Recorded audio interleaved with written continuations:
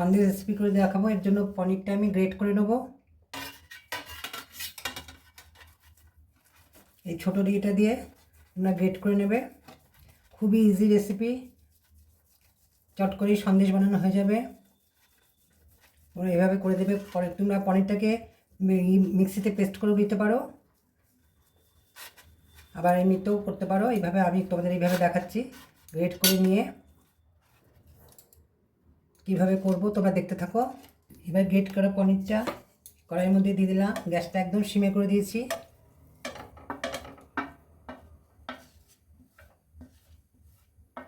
তো সবটার মধ্যে দিয়ে দিলাম। মিল্ক পাউডার দিয়ে দিচ্ছি, গুঁড়ো করা চিনি খুব সামান্য পরিমাণে দিয়ে দেবো।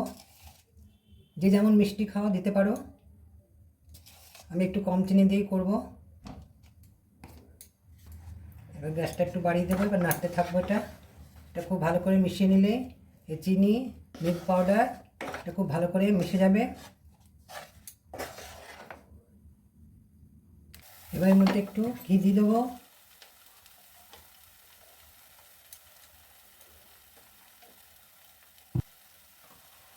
এই পাত্রটাতে একটু ঘি মাখিয়ে নেব। এলাচের গুঁড়ো দেবো একটু। দারুণ টেস্ট হবে, তোমরা এইভাবে করে দেখবে। এবার এভাবে করলে যে খাবে সে আবার বানাবার রিকোয়েস্ট আসবে তোমার কাছে। এটা এত ভালো খেতে, তোমারও আবার বানাতে ইচ্ছে করবে। খুব কম সময়ের মধ্যে এটা বানানো হয়ে যায়। এবার হয়ে এসছে, আর দেখো কড়াই থেকে ছেড়ে ছেড়ে আসছে।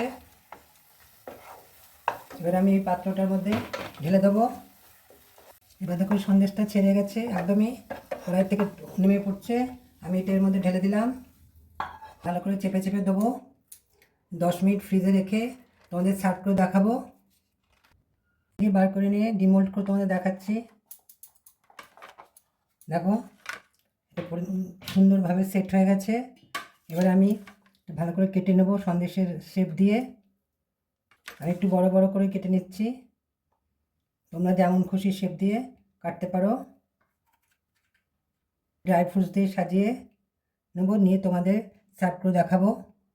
বন্ধুরা, ইনস্ট্যান্ট পনির সন্দেশের রেসিপিটা আশা করি তোমাদের ভালো লেগেছে। ভালো লাগলে তোমরা আমার চ্যানেলটা সাবস্ক্রাইব করে বন্ধু ও ফ্যামিলির সাথে শেয়ার করার অনুরোধ রইল। দারুণ রেসিপি, তোমরা একবার করে দেখবে।